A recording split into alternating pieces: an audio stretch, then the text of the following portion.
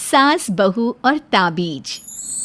सुप्रिया का रोज किसी न किसी बात पर अपनी बहू तारा से झगड़ा होता ही रहता। दोनों स्वभाव से जिद्दी और अड़ियल थे। दोनों में से कोई भी एक दूसरे के आगे झुकना नहीं चाहता था।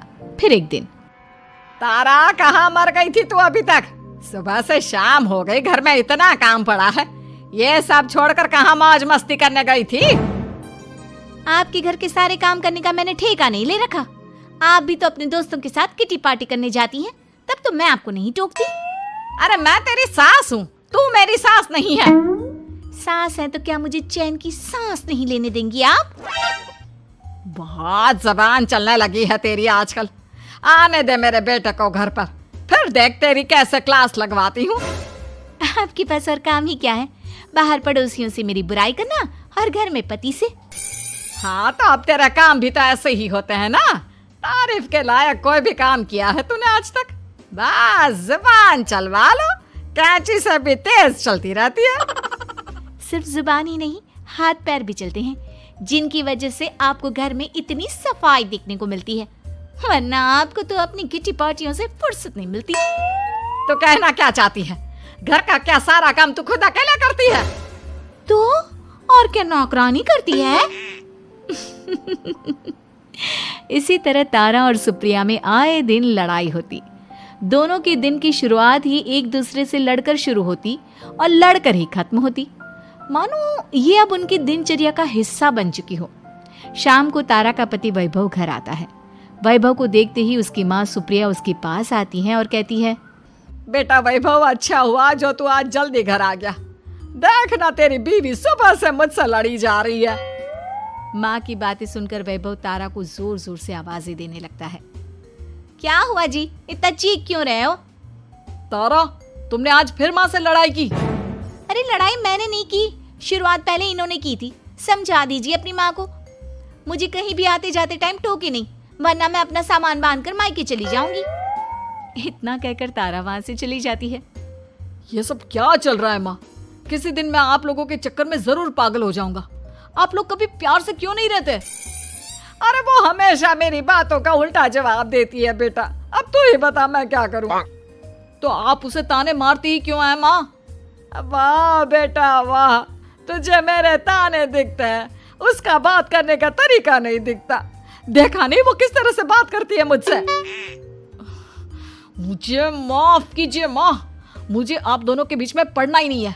आप दोनों ही एक जैसे हो। इतना कहकर वैभव वहां से चला जाता है। वैभव के जाने के बाद सुप्रिया सोच में पड़ जाती है। धीरे धीरे समय बीतने लगता है और एक दिन सुप्रिया को पता चलता है कि उनके गांव में एक महात्मा ठहरे हुए हैं जो वशीकरण करना जानते हैं। तो सुप्रिया भागते हुए उन बाबा का पता ढूंढने निकल पड़ती है।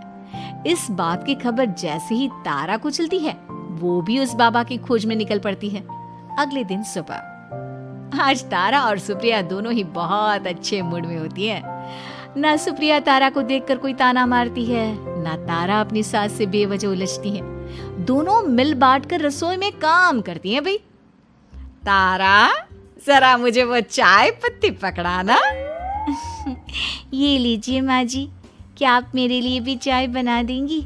अरे हाँ हाँ, क्यों नहीं। इसी तरह दिन बीतते हैं और दोनों का रिश्ता भी निखरने लगता है। ऐसे ही देखते 3 महीने बीत जाते हैं। आजकल ये मैं क्या देख रहा हूँ? अचानक आप दोनों के बीच इतना प्यार कैसे हो गया? एक दिन था जब कभी माँ आप तारा को ताने देते देते नहीं थकती थी, और तारा, तुम पहले तो कितना उलझती थी माँ से, तो अब ये अचानक क्या हो गया आप दोनों को? अरे यह सब तो एक बाबा का कमाल है, जिसने मुझे ये ताबीज दिया था। सुप्रिया के हाथ में बंधा ताबीज देखकर तारा चौंक जाती है। ये ताबीज तो उस बाबा ने मुझे भी दिया था, आपको अपने वश में करने के लिए। इसका मतलब तू भी उस बाबा से मिलने गई थी? आपकी हरकतों की वजह से ही मुझे जाना पड़ा था। ये सब क्या चल रहा है? मुझे तो आप लोगों की कोई भी बात समझ में नहीं आ रही। सुप्रिया वैभव को सारी बात बताते हुए कहती है, अरे जैसे ही मुझे पता चला कि हमारे गांव में जाने माने तांत्रिक बाबा आए हुए हैं जो वशीकरण करना जानते हैं, तो मैं बिना देरी किए उनके पास चली गई और बहू को अपने वश में करने की इच्छा उनके सामने रखी, जिससे ये मेरी हर बात माने। बाबा, मैं अपनी बहू से बहुत दुखी हो चुकी हूँ। वो मेरी एक बात नहीं मानती।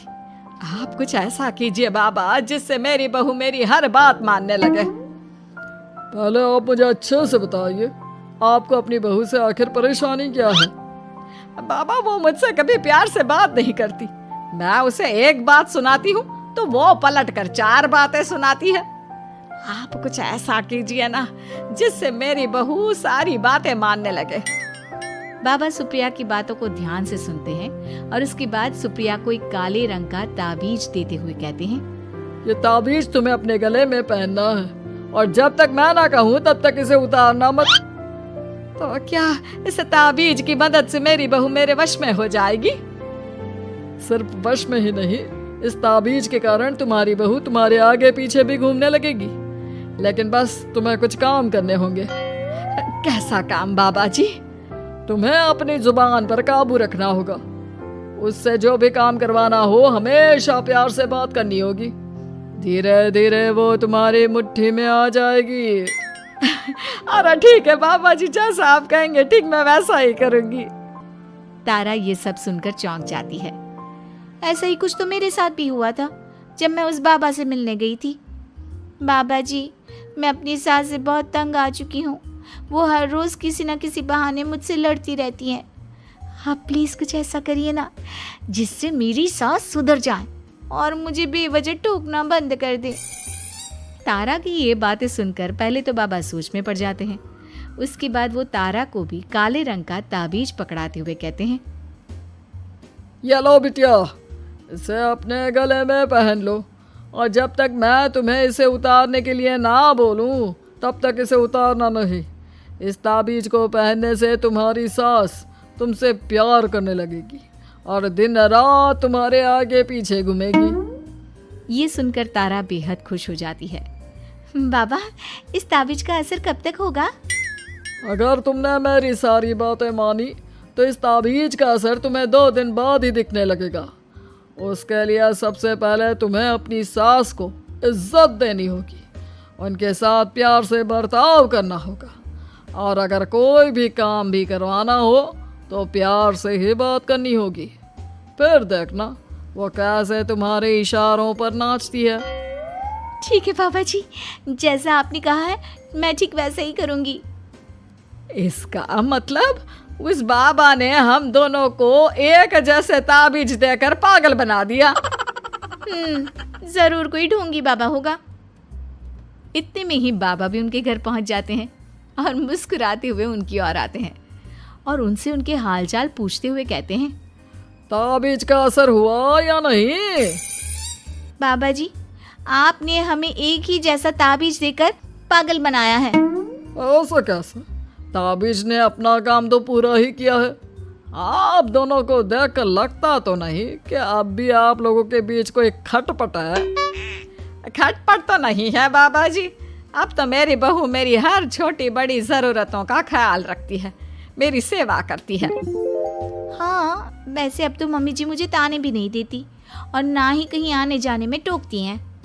जानते हो यह सब कैसे संभव हुआ? कैसे बाबा जी? यह सब तुम दोनों के कारण ही संभव हुआ है।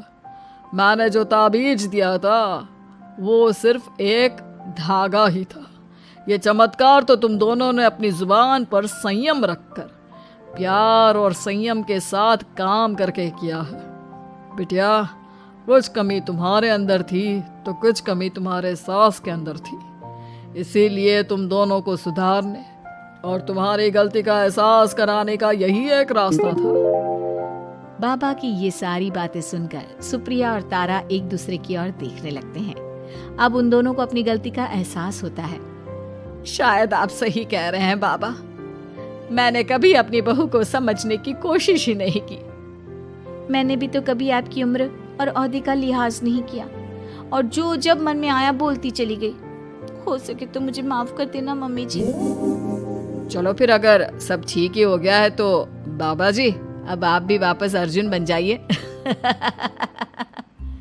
वैभव की बात पर बाबा अपनी नकली दाढ़ी हटाते हैं तो उसे देखकर सास बहू हैरान रह जाती हैं। अरे अर्जुन भैया, आप? हाँ भाभी, आप दोनों के रोज रोज वाले झगड़ों से परेशान होकर एक दिन मेरे इस दोस्त ने एक प्लान बनाया और मेरी मदद मांगी, तो मैं इनकार कैसे कर सकता था। और देखिए आज उसका नतीजा हम सबके सामने है। सब जोर जोर से हंसने लगते हैं।